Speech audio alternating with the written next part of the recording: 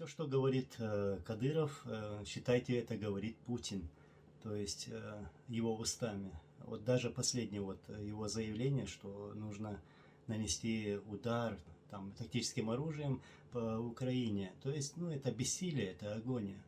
Это даже не дружба, это более чем дружба. Я могу сказать, что Кадыров относится к Путину как к своему отцу.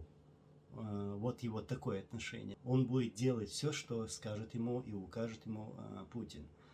Все его слова, все его деяния, там, даже унижения, убийства, пытки на территории оккупированной Ичкерии, все это происходит по позволению Путина.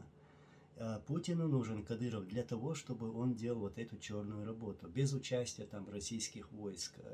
Вот почему они запустили этих Кадыровых, Кадырова-старшего и Кадырова-младшего.